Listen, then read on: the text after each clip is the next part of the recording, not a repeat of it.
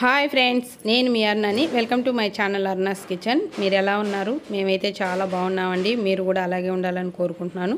ఈరోజు మన కిచెన్లో వచ్చేసి అవిసె గింజల కారపొడి వేసి వంకాయ తాలింపు ఎలా చేసుకోవాలో చూపిస్తానండి. ఇది అన్నంలో నంచుకొని తినడానికి కానీ చపాతీలోకి కానీ చాలా బాగుంటుంది. చేసుకోవడం కూడా చాలా ఈజీ అండి. మనం అవిసె గింజలు వేసి చేస్తాం కాబట్టి హెల్త్కి కూడా చాలా మంచిది. నా ఛానల్ ఫస్ట్ టైం చూస్తున్నారా? అలాగైతే సబ్స్క్రైబ్ చేసుకొని పక్కనే ఉన్న బెల్ ఐకాన్ క్లిక్ చేయండి. అప్పుడే నేను ఏ వీడియో పెట్టిన ముందు మీకే వస్తుంది. ఇప్పుడైతే ఈ బ్రింజాల్ ఫ్రైలో అవిసె గింజల కారపొడి వేసి ఎలా ఫ్రై చేసుకోవాలనేది చూపిస్తాను. ముందుగా వంకాయలు తీసుకొని అందులో ఉప్పు నీళ్లు పోసి ఒక 10 నిమిషాలు నానబెట్టుకొని తర్వాత 1-2 సార్లు శుభ్రంగా కడిగి తర్వాత మన కూర కానీ తాలింపు కానీ పచ్చళ్ళు కానీ ఏదైనా చేసుకోండి. ఎందుకంటే వంకాయలకి ఎక్కువగా పురుగుల మందు కొడతారు కాబట్టి ఉప్పేసి ఒక 10 నిమిషాలు నానబెట్టి 2-3 సార్లు శుభ్రంగా కడిగి అప్పుడు కూర కానీ తాలింపు కానీ ఏదైనా తయారు చేసుకోండి. వంకాయలు ఎక్కువగా పురుగు పడతాయండి, అందువల్లే ఎక్కువగా పురుగుల మందు కొడతారు. చూసారు కదా, ఈ విధంగా ఒక 2-3 సార్లు శుభ్రంగా రుద్ది కడుక్కోవాలి. నేనైతే వంకాయలు మాత్రం ఒక 4 సార్లు కడుక్కుంటానండి. ఉప్పేసి ఒకసారి, తర్వాత మంచినీళ్ళతో ఒక 3 సార్లు కడిగేస్తానండి. ఇలా కడిగిన ఈ వంకాయల్ని ఒక ప్లేట్లోకి తీసేసుకుందాము. ఇలా తీసి పెట్టుకునే వంకాయల్ని పక్కన పెట్టుకోవాలి. తర్వాత ఒక గిన్నెలో నీళ్లు తీసుకొని అందులో 1 స్పూన్ ఉప్పు వేసి ఈ నీళ్ళలో కలిసేలాగా బాగా కలుపుకొని పక్కన పెట్టుకోవాలి. తర్వాత మనం ముందుగా కడిగి పెట్టుకున్న ఈ వంకాయల్ని ఒక వంకాయని ఒక 2 ముక్కలుగా, తర్వాత ఒక్కొక్క ముక్కని 3 ముక్కలుగా పొడవుగా సన్నగా కట్ చేసుకోవాలి. అలా కట్ చేసుకొని ఫ్రై చేసుకున్నామంటే ఈజీగా ఫ్రై అవుతాయండి. కాబట్టి ఒక వంకాయని 2 ముక్కలుగా కట్ చేసుకొని ఒక్కొక్క ముక్కని 3 ముక్కలుగా కట్ చేసుకోవాలి. చూసారు కదా, ఇలా పొడవుగా కట్ చేసుకోవాలండి. నేనైతే అన్ని వంకాయల్ని ఇదే విధంగా కట్ చేసుకొని మనం ఉప్పు కలిపి పెట్టుకున్నాం చూడండి, ఆ వాటర్లో వేసుకోవాలి. మన వంకాయలు ఎప్పుడు కట్ చేసినా ఉప్పు నీళ్ళలోనే వేసుకోవాలండి, మామూలు నీళ్ళల్లో మాత్రం వేసుకోకూడదు. ఎందుకంటే వంకాయలు కట్ చేసిన తర్వాత కర్నెక్కిపోతాయి. అలా కాకుండా ఉండాలంటే మనము ఉప్పు నీళ్ళలో కానీ వేసి పెట్టుకున్నామంటే మనం చేసుకున్నంత వరకు వంకాయలు కర్నెక్కిపోకుండా ఫ్రెష్గా ఉంటాయి. లేదంటే నల్లగా తిరిగిపోతాయండి. అలా ఉంటే ముక్కలు మనం ఫ్రై చేసినా కర్రీ చేసినా టేస్ట్ బాగుండవు. కాబట్టి వంకాయలు నల్లగా తిరిగిపోకుండా కర్నెక్కిపోకుండా ఉండాలంటే మనం కట్ చేసిన వెంటనే ఉప్పు నీళ్ళలో వేసుకోవాలి. నేనైతే అన్ని వంకాయలని కట్ చేసేసానండి. చూసారు కదా, ఇలా పొడవుగా సన్నగా కట్ చేసుకొని పక్కన పెట్టుకోవాలి.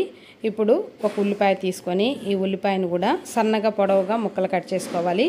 మరీ చిన్నవి కాకుండా ఇలా నేను వీడియోలో చూపించిన విధంగా సన్నగా పొడవుగా కట్ చేసుకోండి. ఎందుకంటే మన వంకాయలు కూడా పొడవుగా సన్నగా కట్ చేసాం కాబట్టి ఈ ఉల్లిపాయలు ఇలా సన్నగా పొడవుగా ఉంటేనే మనకు ఫ్రైలో చాలా బాగుంటాయి. కాబట్టి నేను ఉల్లిపాయలు కూడా వంకాయలాగా సన్నగా పొడవుగా కట్ చేసుకున్నాను. తాలింపు ఎలా వేసుకోవాలనేది చూపిస్తాను. ముందుగా స్టవ్ మీద ఒక బాండిల్ పెట్టుకొని అందులో 2 స్పూన్ల ఆయిల్ వేసుకొని ఆయిల్ కాగాక 1/2 స్పూన్ ఆవాలు, ఒక 1/2 స్పూన్ జీలకర్ర, ఒక 1/2 స్పూన్ పచ్చెనగపప్పు, ఒక 1/2 స్పూన్ మినప్పప్పు వేసి వీటన్నిటిని దోరగా ఎంచుకోవాలి. ఇలా పోపులో పచ్చెనగపప్పు మినప్పప్పు వేయడం వల్ల తాలింపు తినేటప్పుడు మధ్యలో తగులుతూ చాలా బాగుంటాయండి. తర్వాత ఇందులో కచ్చాబచ్చా దంచిన ఎల్లుల్లి, ముందుగా మనం కట్ చేసి పెట్టుకున్న ఉల్లిపాయ ముక్కలు, కొంచెం కరివేపాకు, ఒక ఎండుమిరపకాయల్ని 2 లేదా 3 ముక్కలుగా తుంచేసుకోవాలి. ఇలా అన్నీ వేసి సన్న మంట మీద ఈ పోపుని దోరగా ఎంచుకోవాలి. అంటే ఉల్లిపాయ ముక్కలు మరీ వేగనవసరం లేదండి, లైట్ పింక్ కలర్ వచ్చేంత వరకు ఎంచుకోవాలి. ఉల్లిపాయ ముక్కలు ఇలా వేగిన తర్వాత ఇందులో మనం ముందుగా కట్ చేసి పెట్టుకున్న వంకాయ ముక్కలు వాటర్ లేకుండా ఇందులో వేసుకోవాలి. ఇలా వంకాయ ముక్కలు అన్నీ వేసిన తర్వాత ఇందులో ఒక 1/2 స్పూన్ పసుపు, ఒక 1/2 స్పూన్ ఉప్పు వేసుకోండి. ఉప్పు అనేది తక్కువగా వేసుకోండి, ఎందుకంటే ఇందులో వేసే పొడిలో కూడా మనం ఉప్పు వేసి చేస్తాం కాబట్టి ఒక 1/2 స్పూన్ వేసుకోండి సరిపోతుంది. ఇలా ఉప్పు పసుపు వేసి ఈ వంకాయ ముక్కల్లో కలిసేలాగా బాగా కలిపి దీనిపైన మూత పెట్టి సన్న మంట మీద మధ్యలో కలుపుతూ 1 నిమిషం ఈ వంకాయ ముక్కలు మగ్గనివ్వాలి. మరి ఎక్కువగా మెత్తగా కాకూడదండి, ఎందుకంటే మనం మూత తీసిన తర్వాత కూడా వేయించుతాం కాబట్టి 1 నిమిషం మగ్గితే చాలు. చూసారు కదా, 1 నిమిషానికే మనకు వంకాయ అనేది మగ్గిపోయాయి. నెల్లూరు సైడు ఈ వంకాయలు దొరుకుతాయండి, వీటిని గింజ వంకాయలు అంటారు. అదే కడప సైడ్ అయితే ముల్లంకాయలు అని దొరుకుతాయండి. అవైతే తాలింపు చేసిన కూర చేసినా త్వరగా మెత్తబడవండి. ఇవి గింజ వంకాయలు కాబట్టి త్వరగా మెత్తబడిపోతాయి. ఇప్పుడు ఈ వంకాయల్ని మళ్ళీ ఒక 2-3 నిమిషాలు మూత లేకుండా ఎంచుకోవాలి. మూత ఇంకా పెట్టకూడదండి. మూత పెట్టిందంటే మరి మెత్తగా అయిపోతాయి. కాబట్టి మూత లేకుండా 2 నిమిషాలు ఎంచుకోవాలి. ఇలా 2 నిమిషాలు వేగిన తర్వాత ఇందులో అవిసె గింజల కారపొడి ఒక 2 లేదా 3 టేబుల్ స్పూన్లు వేసుకోండి. ఈ కారపొడి వచ్చేసి అవిసె గింజలు, ఎండుమిరపకాయలు, ఎండు కొబ్బరి, ధనియాలు, జీలకర్ర ఇవన్నీ వేసి దోరగా వేయించి తర్వాత ఉప్పు, ఎల్లుల్లి వేసి మిక్సీ పట్టుకుని పొడి అండి.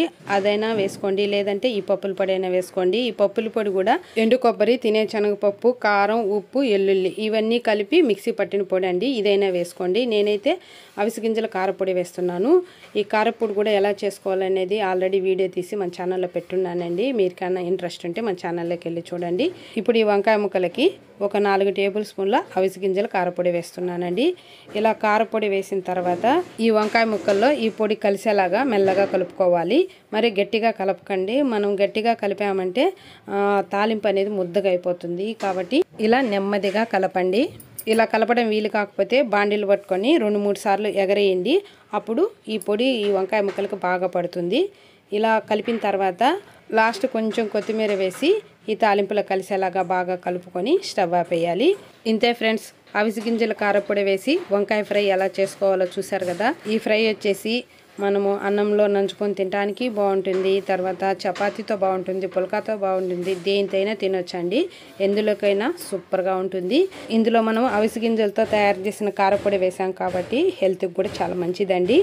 ఇంతే ఫ్రెండ్స్, ఈ అవిసె గింజల కారపొడి వేసి వంకాయ ఫ్రై ఎలా చేసుకోవాలనేది మీరు చూశారు కదా. మీకు కానీ నచ్చితే మీరు కూడా ఇదే విధంగా తయారు చేసి మీ ఇంట్లో వాళ్ళకి పెట్టి మీకు ఎలా కుదిరిందో కామెంట్ రూపంలో నాకు తెలపండి. ఇలాంటి మంచి మంచి వీడియోల కోసం నా ఛానల్ని like, share and subscribe. Thank you for watching.